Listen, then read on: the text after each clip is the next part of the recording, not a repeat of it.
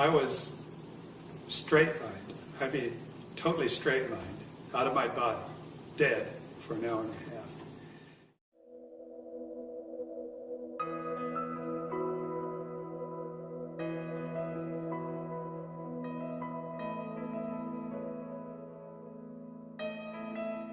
My name is Richard Cole, and I am 72 years old. I have never been what I would call religious.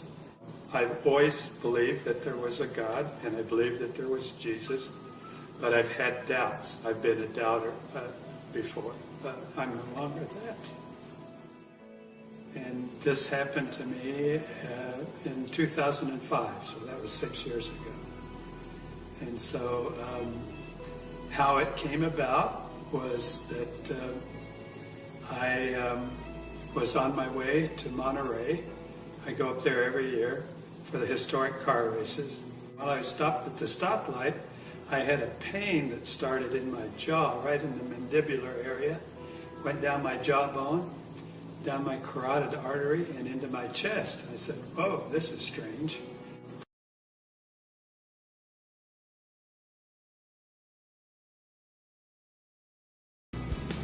My blood pressure was extremely high, and they gave me a couple of shots right away to try and get my blood pressure down.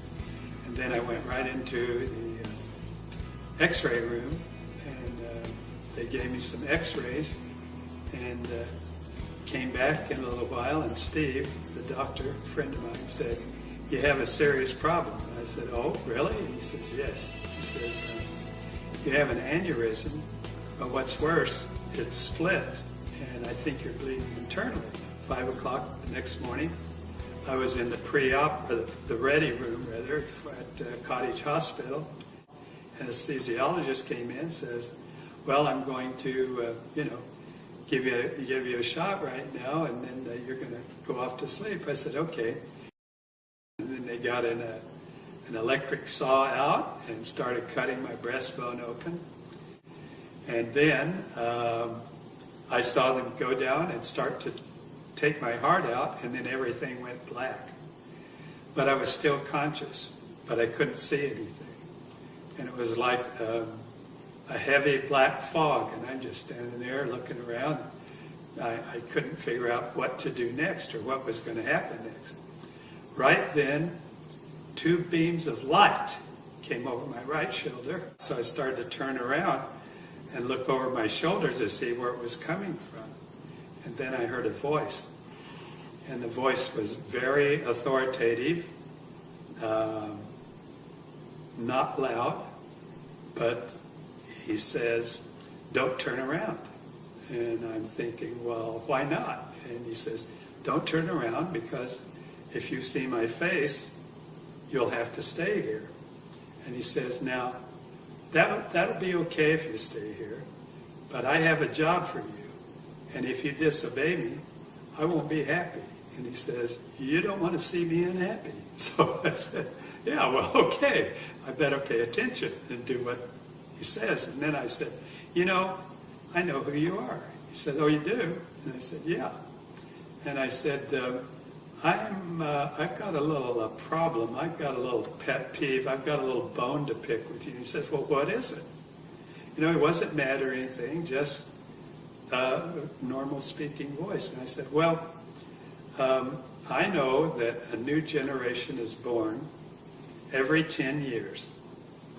And I know that if you take the square root of 3 generations, it only goes back to about, I think it's about 589 years. And I said, I know that in the Bible it says that Adam and Eve have been on the earth about 6,000 years, something like that. And he starts laughing. I said, well, what's so funny? He said, well, you are. I said, why? He said, your math is wrong. And then I just start thinking, I said, where did I get those numbers? I must have been crazy. I couldn't believe it. I said that because, I kind of like prided myself on knowing math and science.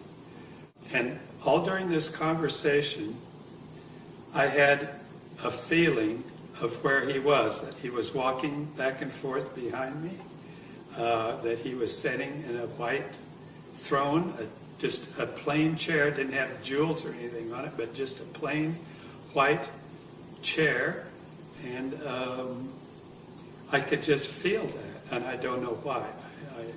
That's what I was feeling. The next thing that happened is he said, do you have any more questions before you leave? I said, I got to think about this. And I thought, I was thinking really hard, what am I going to ask God? Couldn't think of anything. I wanted to be really smart enough to ask him something very pertinent. And so I said, well, I'm going to have to revert to an old cliche. What's the meaning of life? And he starts laughing again.